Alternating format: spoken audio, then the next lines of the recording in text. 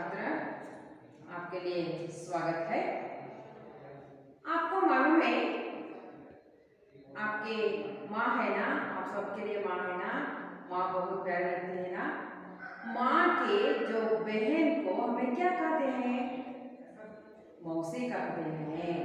क्या कहते हैं? हमें मौसी कहते हैं। जो छात्रा तुम्हें पढ़ाई के लिए नवी कक्षा में तुम्हें पढ़ाई के लिए एक मौसी गद्य पाठ रखा है। उस गद्य पाठ में मौसी का पात्र कैसा होता है, बच्चों उसके साथ किस तरह रहते हैं, मौसी बच्चों को किस तरह प्यार करती है, प्यार का जो ममत्व क्या होता है, किस तरह की होता है, इस अंशों को इस पाठ में आप जान सकते हैं। उससे पहले इस पाठ के लेखक का नाम है भीष्म साहनी जी। जो एक पाठ का रचयिता लेखक का परिचय हम आज कर लेंगे। तो आपके पास किताब है ना, आप सब किताब खोलिए, मौसी गद्य पाठ निकालिए ना। मौसी गद्य पाठ जो रचयिता भीष्म साहनी जी का लेखक परिचय, उनके परिचय के बारे में हमें आज जान लेंगे। बाद में इस पाठ का जो अर्थ क्या होता है इसके बारे में हमें जानकारी प्राप्त कर लेंगे। आप सब किताब खोलिए, लेखक परिचय का भाग निकालिए छात्र, सब निकाले ना। आप अच्छी तरह देख लीजिए, पहले मैं पढ़ती जाती हूँ, आप अच्छी तरह देख लीजिए। भीष्म साहनी सन 1915 अगस्त 7 को रावलपिंडी में भीष्म साहनी जी का जन्म हुआ। MA PhD तक इन्होंने शिक्षा पाई। साहनी जी हिंदी, अंग्रेजी, संस्कृत, रूसी, पंजाबी आदि भाषाओं के ज्ञात है। इन भाषाओं की इनके अनेक रचनाएं प्रकट हुई है। विशेषकर आम आदमी का जीवन इनकी रचनाओं में अंकित हुआ है। झरोखे, खड़िया, तामस, बसंती आदि इनकी उपन्यास है। भाग्यरेखा, भटकती रात, वड़ुच, शोभा यात्रा आदि कहानी संग्रह है।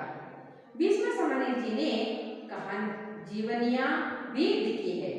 यथार्थ भाई बलराज, अपनी बात, कबीर खड़ा बाजार में, माधवी, मुहावजे आदि नाटक है। साहनी जी को शिरोमणि पुरस्कार, साहित्य अकादमी पुरस्कार, सोवियत लंदन नेहरू पुरस्कार इत्यादि से शोभित है। देखिए लेखक परिचय, मौसी पाठ के लेखक का नाम क्या है? भीष्म साहनी। भीष्म साहनी जी ने 1915 अगस्त 7 को रावलपिंडी नामक एक गांव में उनका जन्म हुआ। भीष्म साहनी जी का जन्म कब हुआ? भीष्म साहनी जी का जन्म 1915 अगस्त 7 को हुआ। कहाँ हुआ? रावलपिंडी में हुआ। उनका जन्म रावलपिंडी में हुआ। जो छात्र भीष्म साहनी जी का जन्म कब हुआ, किस स्थल पर हुआ, आपको समझ में आया ना? आपके भाग्य को ध्यान दीजिए। साहनी जी का जन्म हुआ। साहनी जी ने MA PhD तक शिक्षा पाई है। साहनी जी का शिक्षा कितने कहाँ तक हुआ?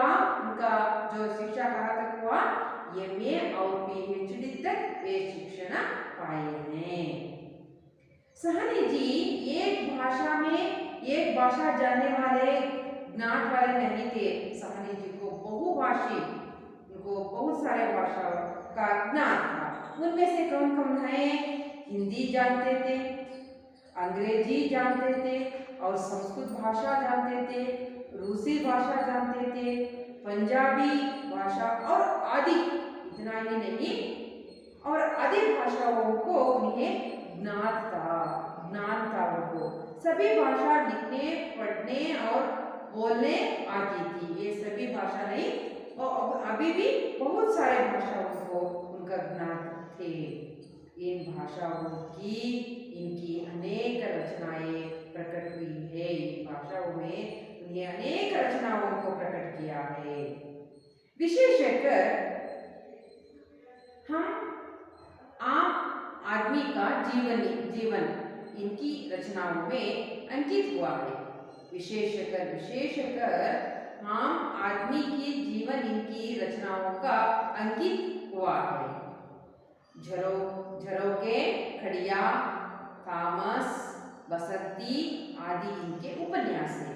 इनके उपन्यास कौन कौन से हैं? झरोखे, खड़िया, तामस, बसंती आदि इनकी क्या है? उपन्यास है। भाग्य रेखा, भटकती रात, वड़ुच, शोभा यात्रा आदि कहानी संग्रह है। ये सभी कहानी संग्रह, भीष्म साहनी जो रचयात किया है, ये सभी कहानी संग्रह है। उसी तरह भीष्म साहनी जी ने जीवनियां भी लिखी है। जीवनियां भी उन्हें लिखी है। यथार्थ भाई बलराज अपनी बात, कबीर खड़ा अपनी बात, ये दोनों है जीवनियां है। कबीर खड़ा बाजार में, माधवी, मुहावाजे आदि उनके नाटक है। उन्हें रचित किया नाटक है।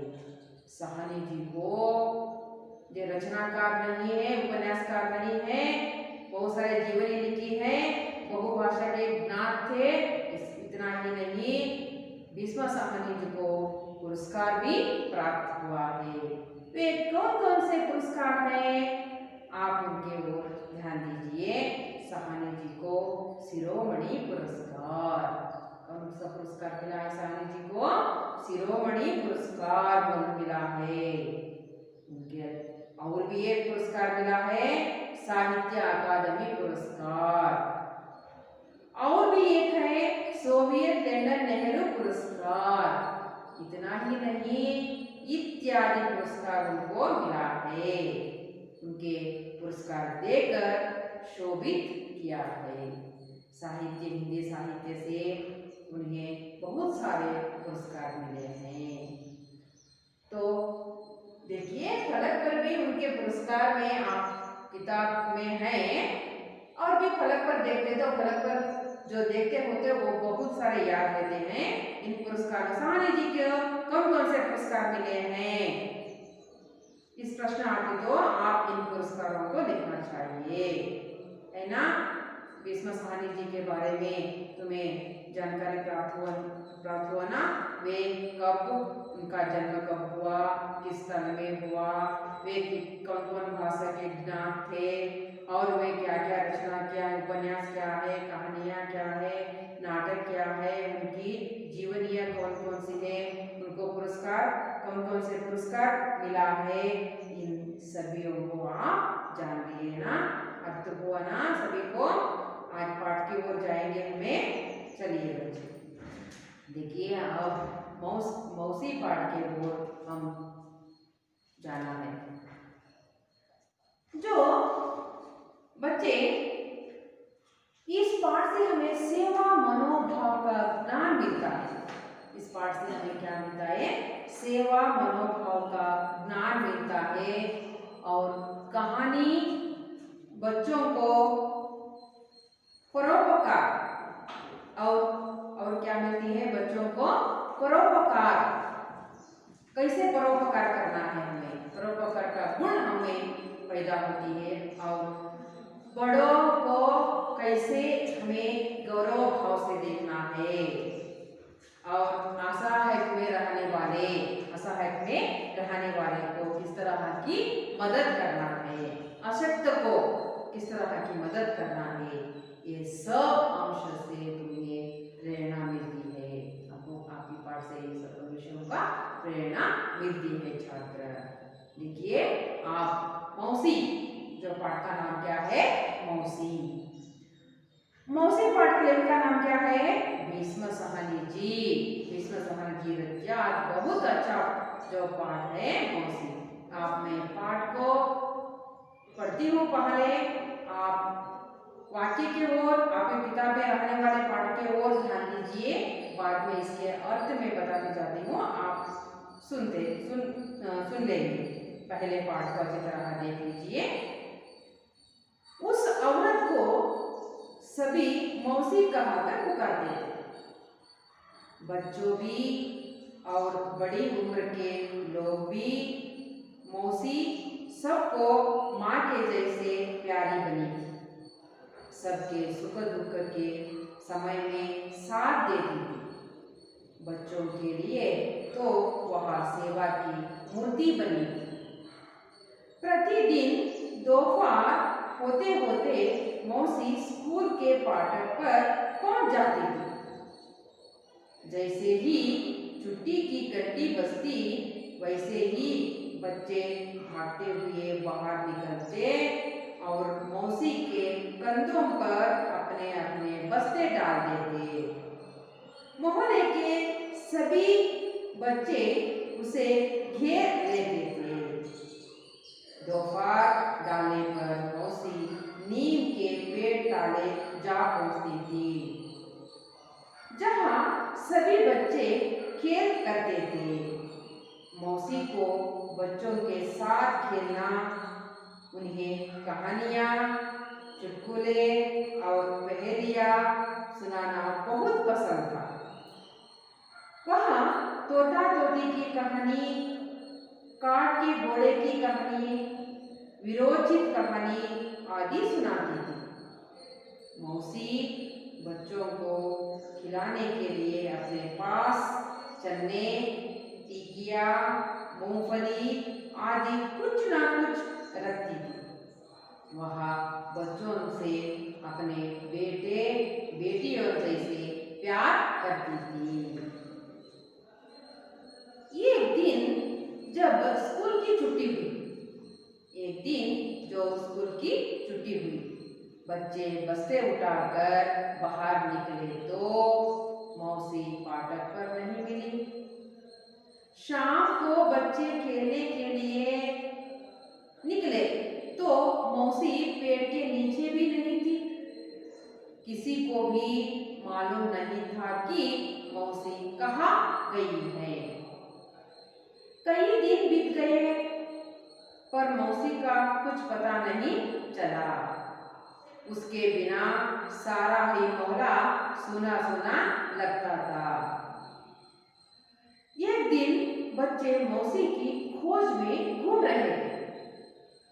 तभी एक मकान के अंदर से ऊंची ऊंची आवाज सुनाई दी।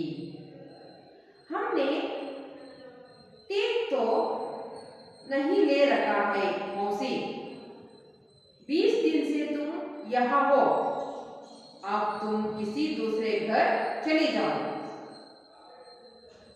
मौसी का नाम सुनकर बच्चे टिटाकर खड़े हो गए। बंद दरवाजों की दरादर में से झांक कर देखते तो मौसी एक काट पर लेटी थी। उसके बाल उलझे हुए और चेहरा सूखा हुआ था।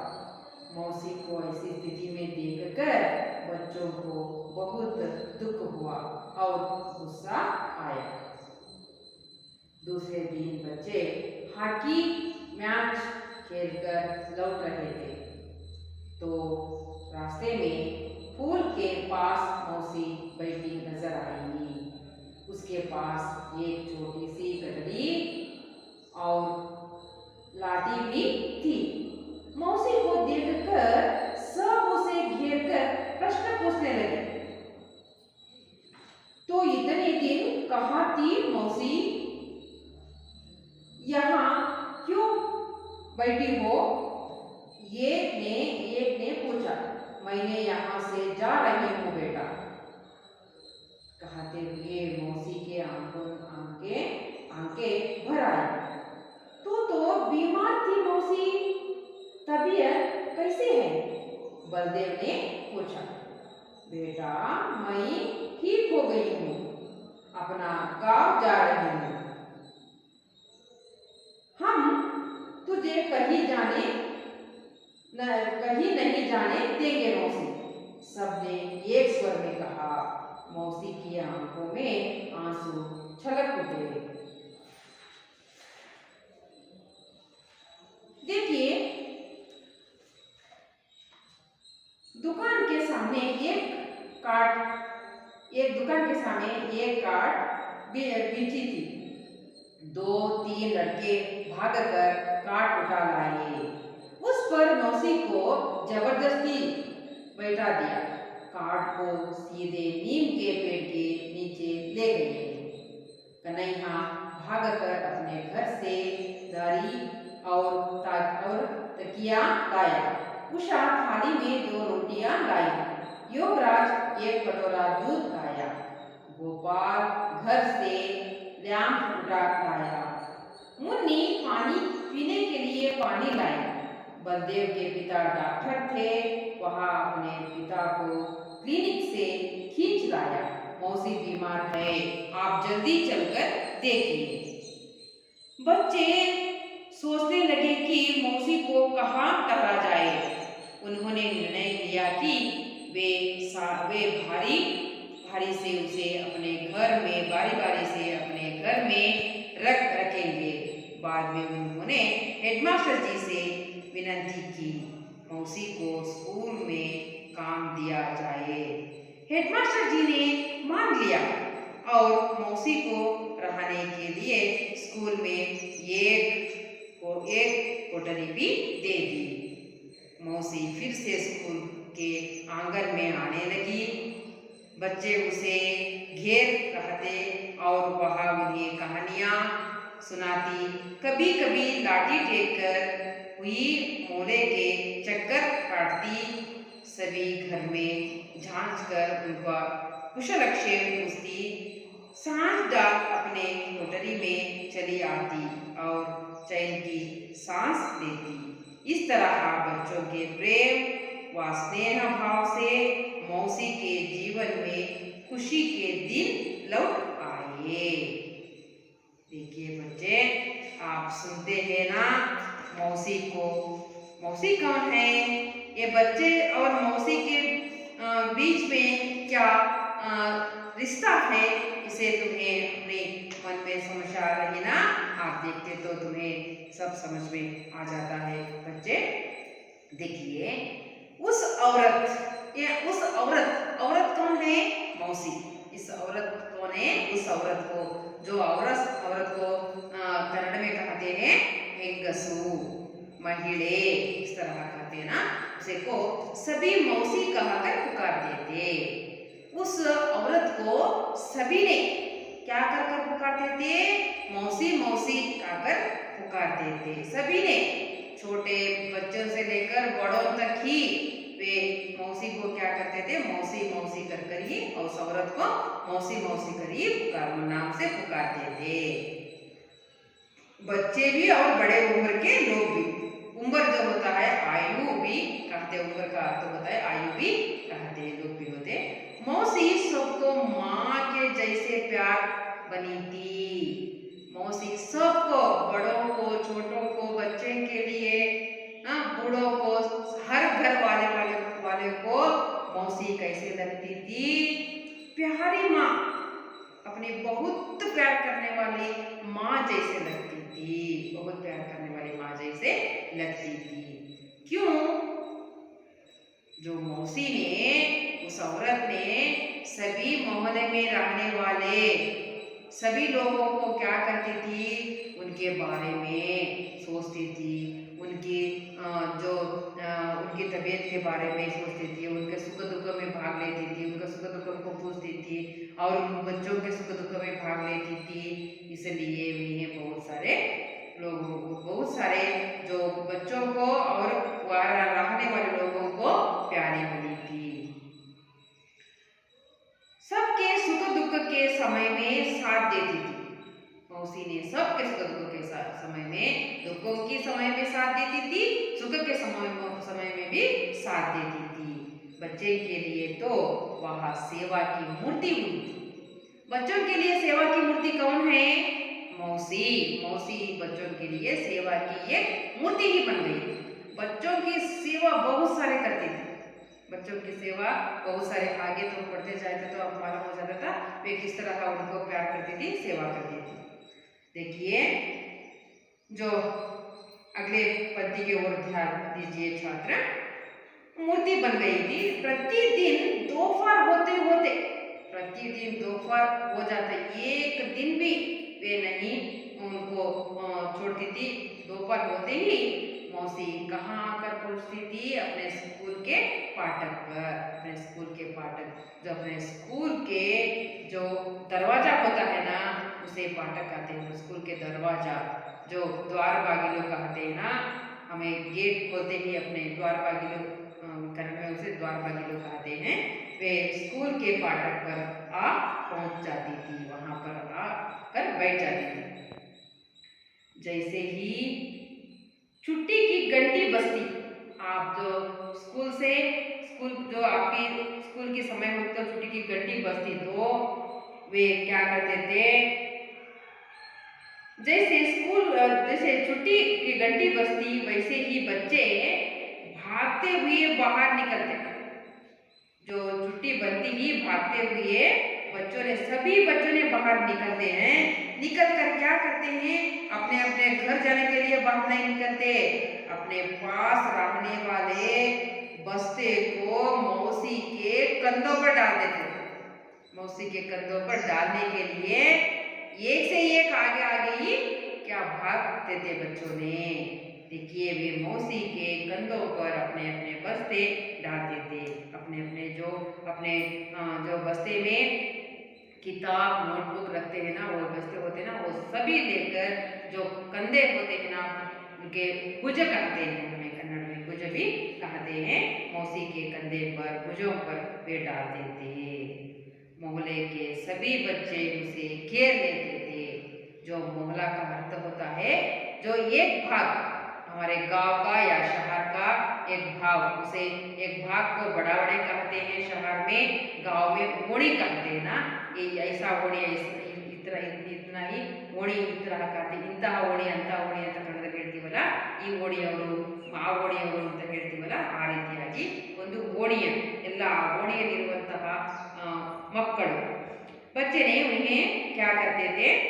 मोहल्ले के सब बच्चे उसे घेर लेते थे। घेरना सुತ್ತುವರಿಯುವುದು, कन्नड़ में अर्थ होता है सुತ್ತುವರಿಯುವುದು। उनको घेर लेते थे, उनके चारों ओर, मौसी के चारों ओर घेर लेते थे। घेर लेकर बहुत ही प्यार दिखाती थी मौसी ने। उसी तरह बच्चों भी उसे ऐसा ही प्यार करते थे। आगे बढ़ेंगे। दोपहर डालने पर मौसी नीम के पेड़ ताले जा पहुंचती। नीम के पेड़ के ताले जा पहुंचती। दोपहर होता ही जो मौसी ने क्या करती थी? नीम का पेड़, जो हमें कन्नड़ में नीम बेविन मरा कहते हैं ना, बेविन मरा कहते हैं कन्नड़ में, उसे बेविन मरा जो ताले उनके नीचे या उनके ताले में जाकर, नीचे जाकर उन्हें क्या करती थी? पहुंच जाती थी। जहाँ सभी बच्चे खेला करते थे, वहां पर बैठती थी। उनके पास आसपास ही बच्चे खेलते रहते थे। मौसी को बच्चों के साथ खेलना, मौसी को बच्चे को साथ खेलने के बहुत अच्छा लगता था। उन्हें इतना ही नहीं, उन्हें कहानियां सुनाती थी। कथेಗಳು ಅಂತ ಹೇಳ್ತೀವಲ್ಲ ಕನ್ನಡದಲ್ಲಿ, ಕಹಾನಿಯಾं सुनाती थी।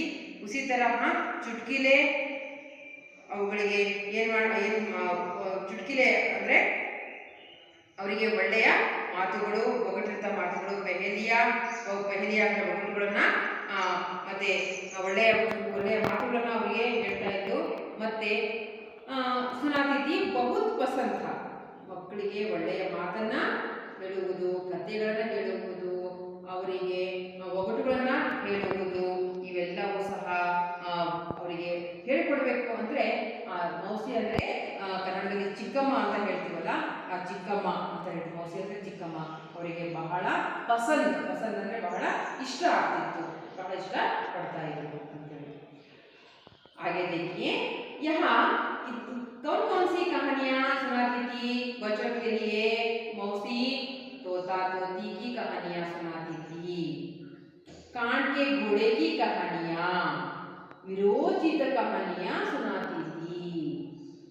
ये कांड दो तोता तोती जो ಪಕ್ಷಿಗಳ ಕಥೆಗಳನ್ನ, ಕಾಡ್ಗೆ ಘೋಡೆ, ರಾಜ ಇದ್ದ, ಅವನ ಕುದುರೆ ಇತ್ತು, ಈ ತರ ಕಥೆಗಳನ್ನ, ಮತ್ತೆ ವಿರೋಚಿತ ರೋಮಾಂಚನ ಹೋನೆ ವಾಲಿ ವೀರರ ಕಥೆಗಳು ಅಂತ ಹೇಳ್ತೀವಲ್ಲ, ಅದನ್ನ ವಿರೋಚಿತ ಕಥೆಗಳನ್ನ ಅಂತ ಹೇಳ್ತೀವಲ್ಲ, ಆ ರೀತಿಯಾಗಿ विरोचित कहानियां आदि सुनाती थी।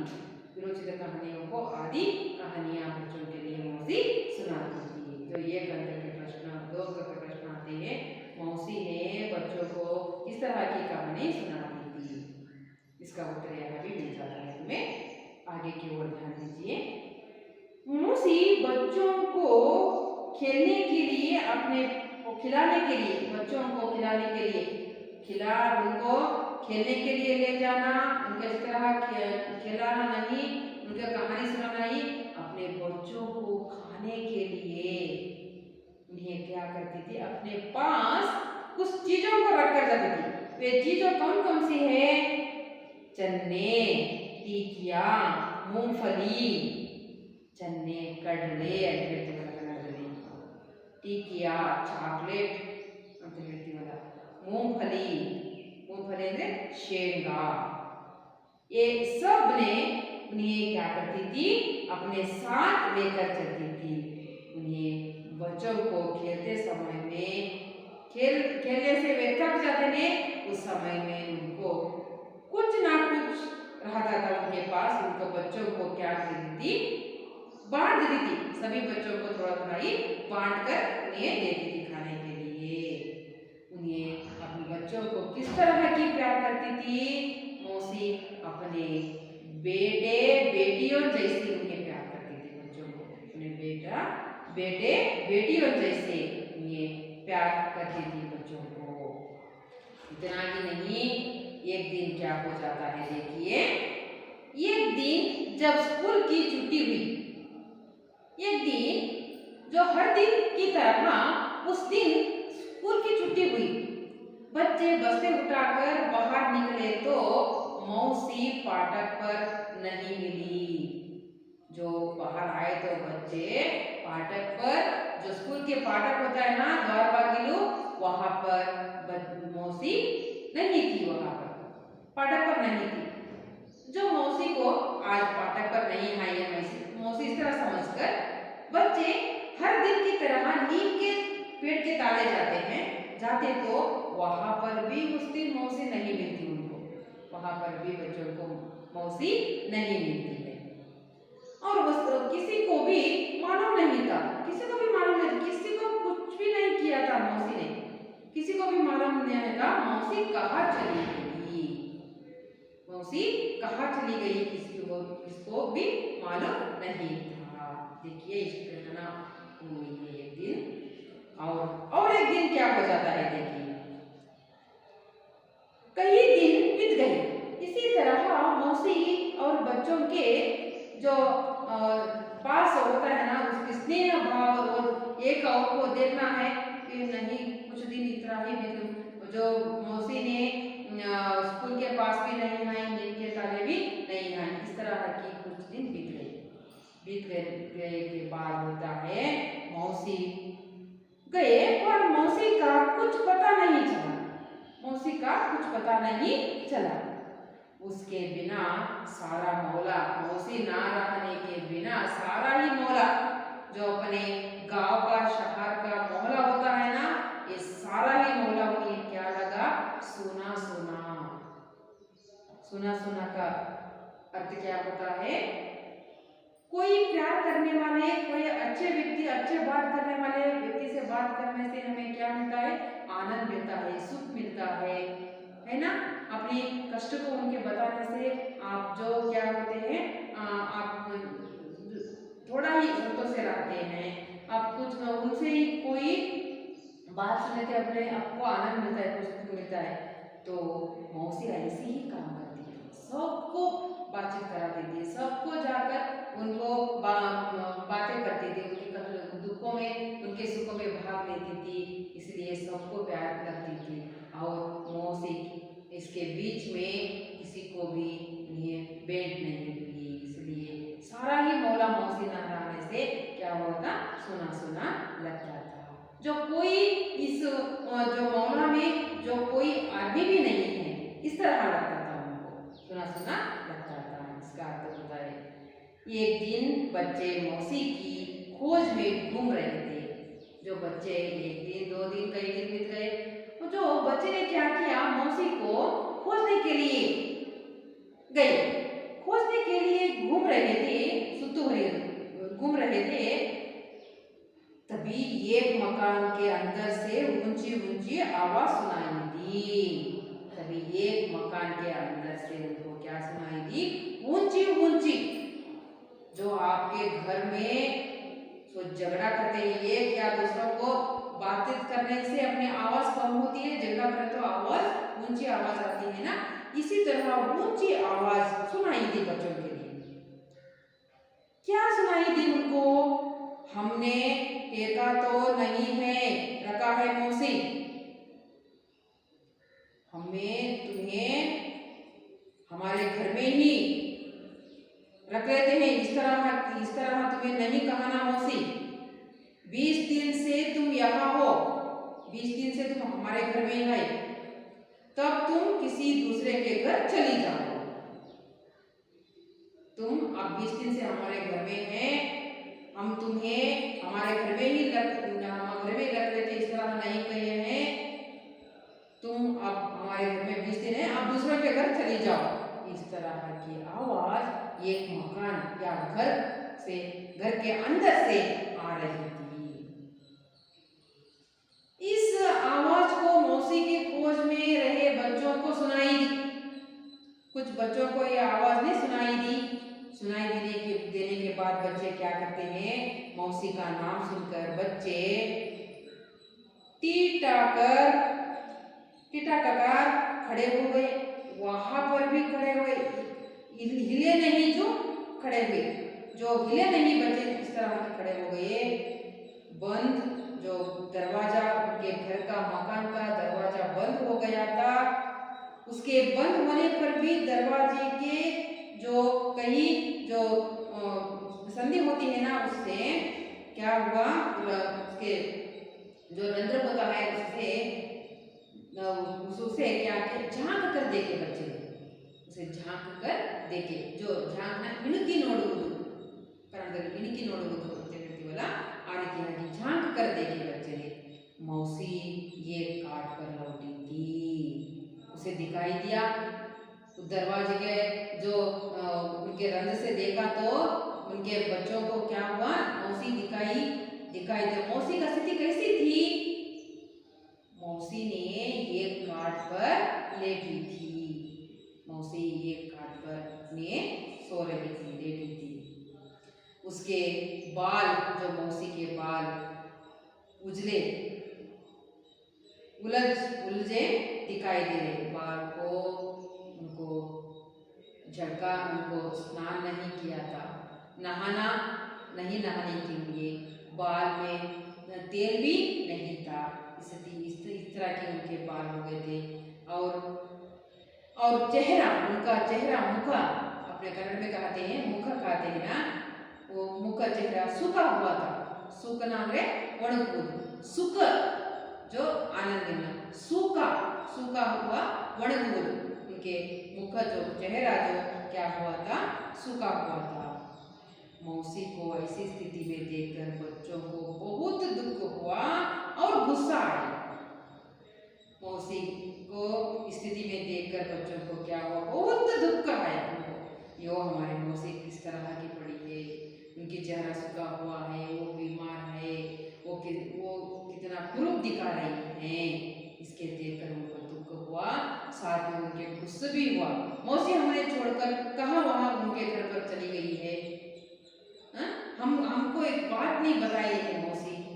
इस बात को मौसी पर गुस्सा भी आया, उन घर वालों पर भी गुस्सा आया। मौसी को किस स्थिति में वे रख लिए हैं, इसको देखकर उनको गुस्सा भी आया।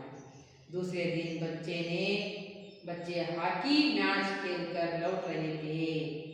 जो बच्चे ने दूसरे दिन हॉकी मैच खेलकर लौट रहे थे, तो रास्ते में पुल के पास मौसी बैठी नजर आई।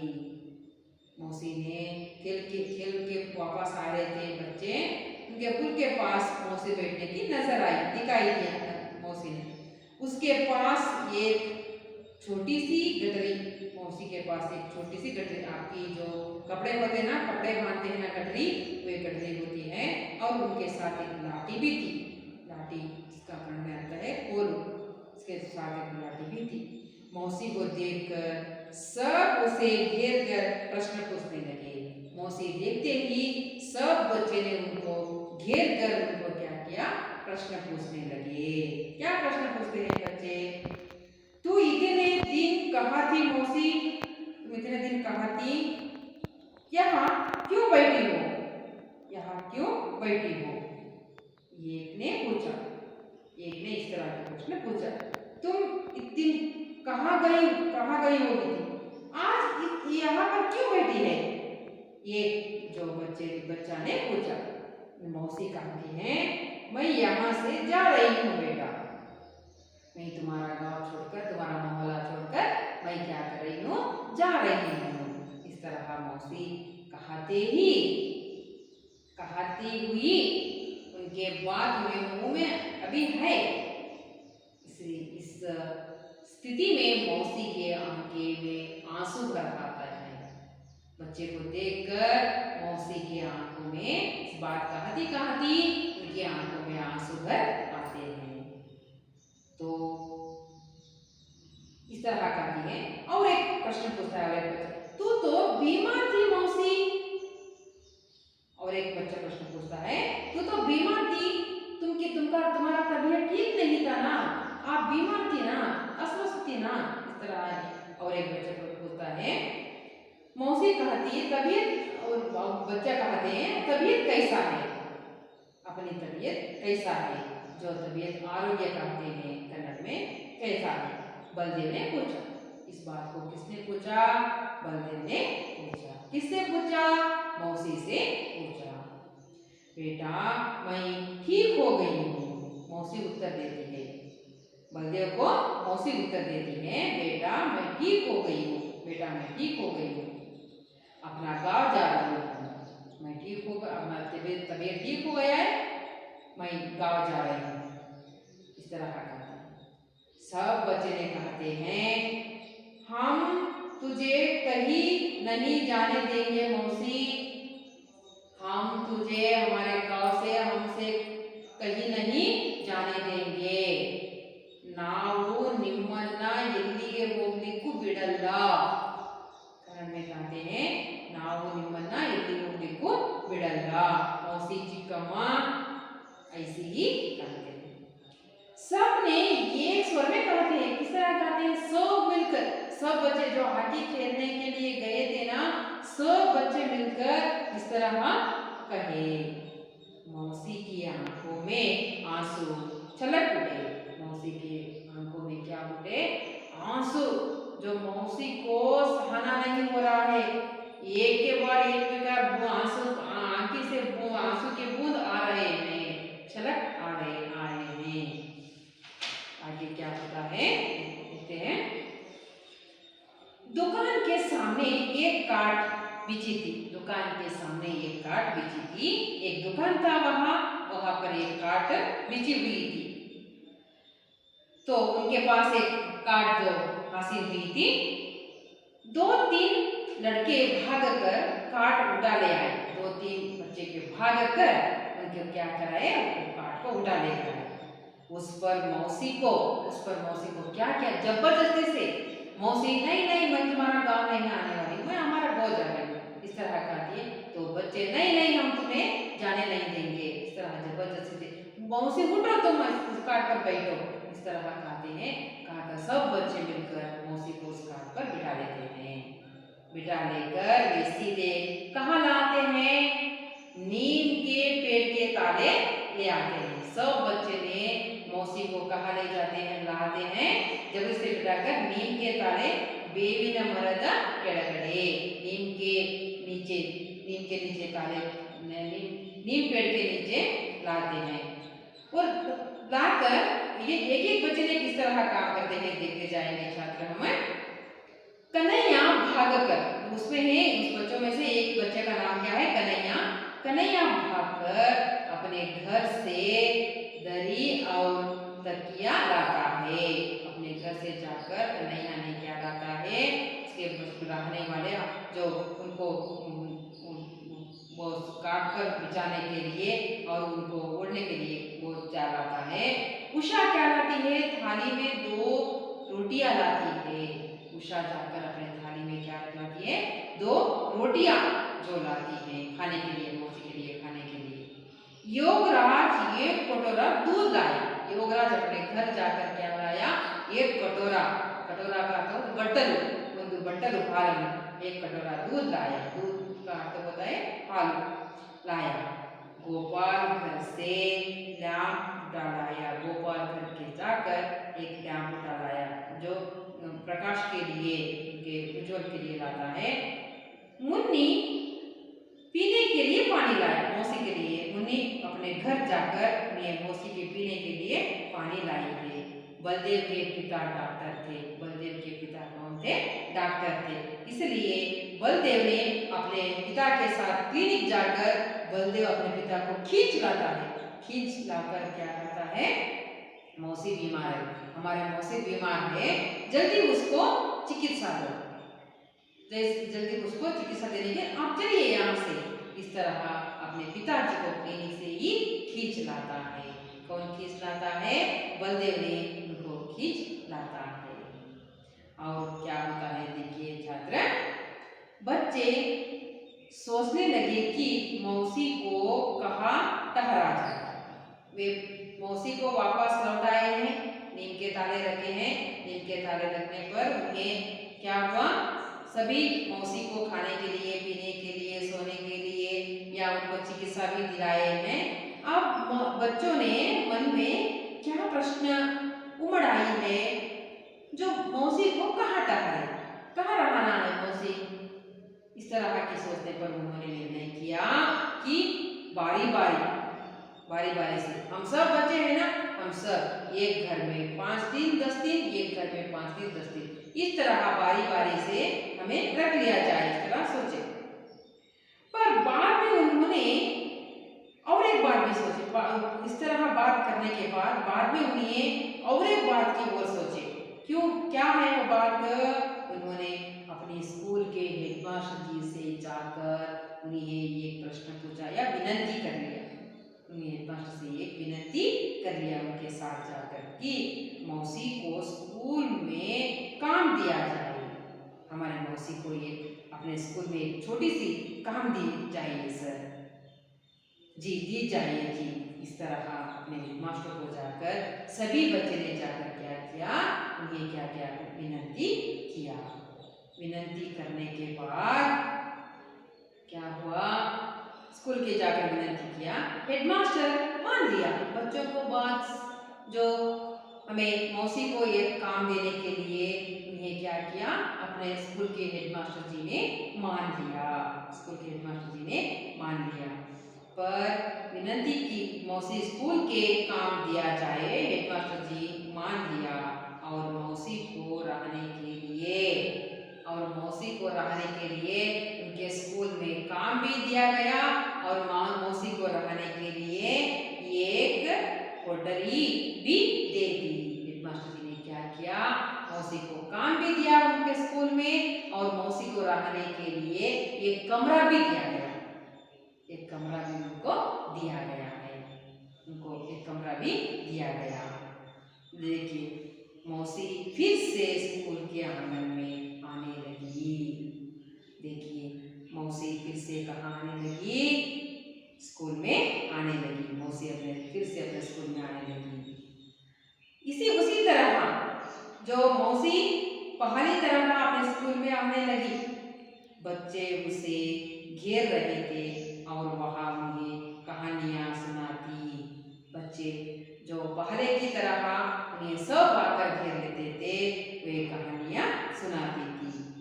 कभी कभी लाठी टेकती हुई, देखिए जो उसे मोहल्ले से भाग जाने पर भी वो मोहल्ला से जो मौसी के कितना प्यार है। कभी कभी लाठी टेकती हुई मौसी ने क्या करती थी, मोहल्ले का चक्कर काटती थी। मोहल्ले का पूरा ही मोहल्ला को एक चक्कर काट कर आती थी, चक्कर लगाकर आती थी। सुत्तुवरेदु, चक्कर काटना ಅಂದ್ರೆ सुत्तुवरेदु काटती थी। सभी घर में झांक कर उनका कुशलक्षेम पूछती थी। सभी घर में जो उन्हें झांक कर देखती थी, आप अच्छे हैं ना, आप बच्चे अच्छे हैं ना, आप बच्चे को शादी हो गई ना, आप क्या लिख रहे हैं अपने बच्चे, आप ठीक है ना, इस तरह की बातें उनके पूछ कर, उनके योगक्षेम को पूछ कर मौसी लौटाती थी, पूछती थी। सांझ ढले, सांझ संजे, जो सांझ संजे ढले, सांझ ढले उनका कुशलक्षेम पूछती थी। सांझ ढले अपनी कोठरी में चली आती थी। अपने कोठरी में सांझ 4 बजे सांझ ढलने पर उन्हें अपनी कोठरी में अपनी कमरा में चल आती थी और चैन की सांस लेती थी। और चैन की कितना है, सब बच्चे हैं मोहल्ले में रहने वाले जो लोग हैं, जो महिला है, औरत है, सब घर में सब बच्चे हैं, सभी को मैं देख कर आई हूँ इस तरह की अपने आनंद की सांस लेती थी। सांस का अर्थ होता है उसे सांस लेती थी। इस तरह बच्चे के प्रेम व स्नेह भाव से मौसी के जीवन में खुशी के दिन लौट आए। देखिए, बच्चे मौसी पर दिखाने वाले प्यार से, बच्चे दिखाने वाले प्यार से क्या हुआ, मौसी के जीवन में खुशी के दिन वापस आए। जो बच्चे आप कुछ भी काम कर सकते हो, इसलिए बच्चे बहुत सारे प्रेम, इसलिए आपके जो प्रेम भाव, सेवा कैसे और अशक्त को किसी तरह हमें क्या करना, मदद करना, ये सभी गुणों का इस पाठ से आपको प्रेरणा मिली है ना। आप पूरा ही पाठ आपको समझ में आया है ना, अच्छा था ना पाठ, आप अच्छी तरह सुने हैं, समझ लिए हैं, इसलिए मेरे तरफ से धन्यवाद छात्र।